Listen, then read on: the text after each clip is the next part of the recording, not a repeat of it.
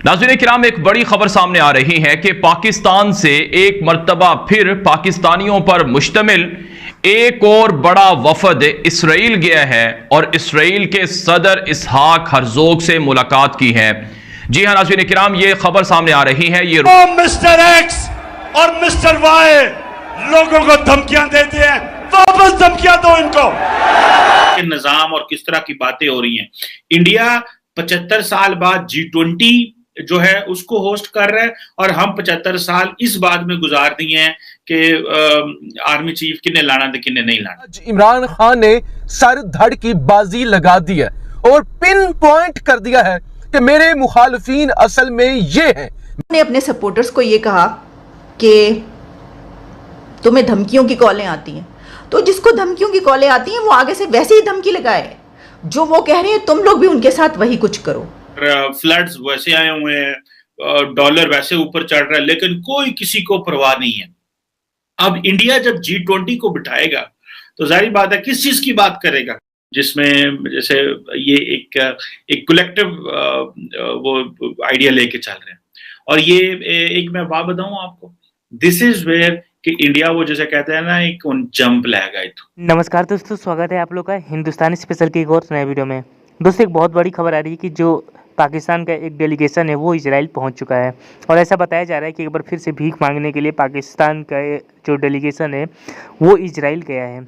दोस्तों आपको पता होगा कि जब पाकिस्तानियों से इजराइल और इंडिया के बारे में पूछा जाता है तो उनका यही कहना रहता है कि ये एक यहूदी मुल्क है, यानी कि हिंदुओं का मुल्क है और इसलिए हम जो हैं वो इनके खिलाफ़ हैं।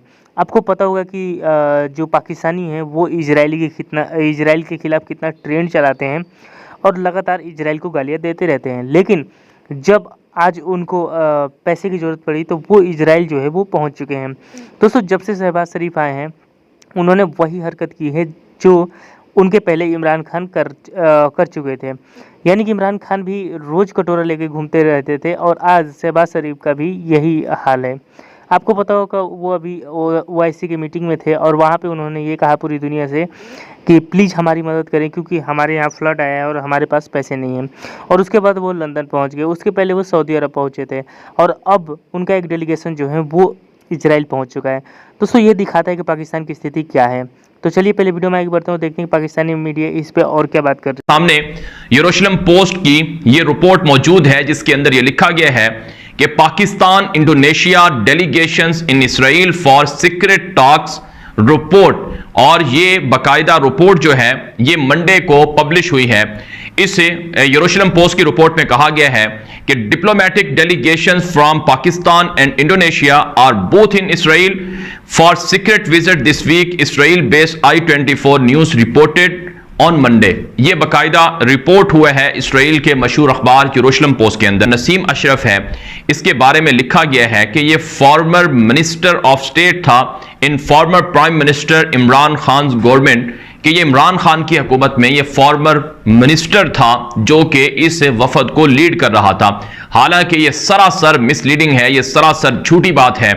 ये जो नसीम अशरफ था जो इस डेलीगेशन को लीड कर रहा था, इसके बारे में मैं आगे चलकर आपको बताऊंगा, ये इमरान खान की हुकूमत में किसी भी ओहदे पर नहीं था। ये इसराइल के अखबार ने सरासर झूठ पर मबनी ये बात लिखी है।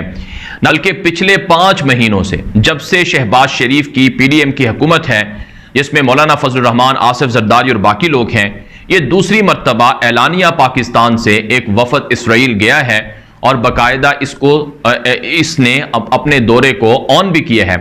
एक इदारा बनाया गया है शराका, जो कि मुत्तहिदा अरब इमारात के साथ मिलकर बनाया गया है, जो इसराइल के साथ है उन मुल्कों की दोस्ती के लिए काम कर रहा है जो कि मुसलमान मुल्क हैं, जो कि इसराइल को तस्लीम नहीं करते।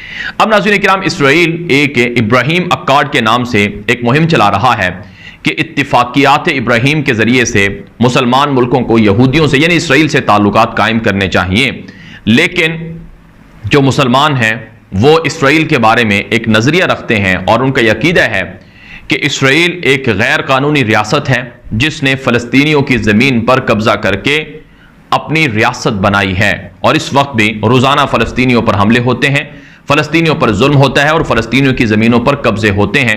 क्या ऐसे मुल्क के साथ ताल्लुकात कायम होने चाहिए? इसी वजह से मुसलमान किसी भी सूरत इसराइल को तस्लीम करने के हक़ में नहीं है।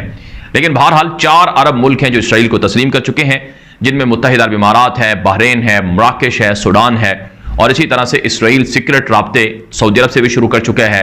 और अब ये जो रिपोर्ट है इसमें इंडोनेशिया का भी नाम लिया गया है, क्योंकि इंडोनेशिया मुसलमानों का सबसे बड़ा आबादी के लिहाज से मुल्क है, तो इंडोनेशिया भी कहा जाता है कि वो इसराइल के साथ सीक्रेट राब्ते कर रहा है।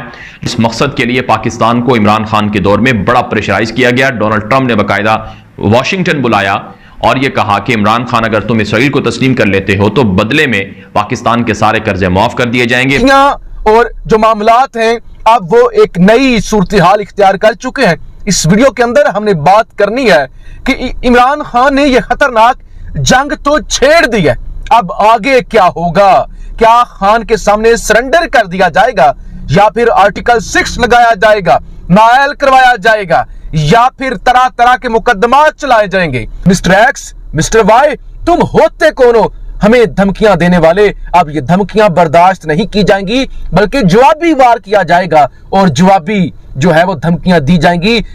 हम डरने वाले नहीं है, तोड़ दो ये खौफ की जंजीरें। आज कप्तान ने यह भी कह दिया, साथ ही साथ उन्होंने यह भी कहा कि आप जो मुझे समझते हैं ना, आप जो मुझे समझते हैं ना कि मैं कोई शहबाज शरीफ हूं, मैं कोई जरदारी हूं, मैं कोई नवाज शरीफ हूं कि जो जनरल जलानी के घर में सरिया लगाते लगाते हुक्मरान बन गया।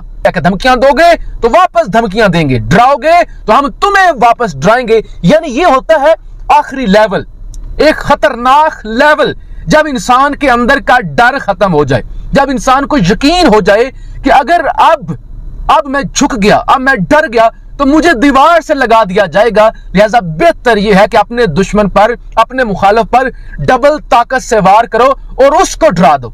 साथ ही साथ आज फिर खान साहब ने ISPR के अदारे को भी टारगेट किया। उन्होंने कहा कि ISPR मुझसे पूछ तो लेते। आपने प्रेस रिलीज जारी कर दी, मुजम्मत कर दी, कह दिया कि अदारे में शदीद गमो गुस्सा है कि आप इलेक्शन हुकूमत ने नहीं करवाने, इलेक्शन किसी और ने करवाने हैं। और वो जो कोई और है उनसे मैं कहना चाहता हूं, एस्टैब्लिशमेंट से, कि क्या आप इस तरह का अदम इस्तेकाम मुल्क में अफोर्ड कर सकते हैं? यानी अगर आप लॉन्ग मार्च कॉल दे दी जाए तो क्या होगा? क्या आप ये अदम इस्तेकाम अफोर्ड कर सकते हैं? पाकिस्तान की मैशत तबाह हो रही है, मजीद हो जाएगी, आप क्या कर रहे हैं? और फिर मोहम्मद जुबैर, जिनका ताल्लुक नून लीग से है, मरियम नवाज के तर्जुमान, वो ये कहती हैं कि हम इमरान खान की धमकियों को सीरियस ले रहे हैं। उन्होंने अपने सपोर्टर्स को ये कहा कि तुम्हें धमकियों की कॉलें आती हैं, तो जिसको धमकियों की कॉलें आती हैं वो आगे से वैसे ही धमकी लगाए, जो वो कह रहे हैं तुम लोग भी उनके साथ वही कुछ करो। तो जो वो मैंने बात कही थी कि इमरान खान खुद तो उनके अंदर से आग निकल ही रही थी कि उन्होंने अपने सपोर्टर्स को भी आग में धकेल दिया।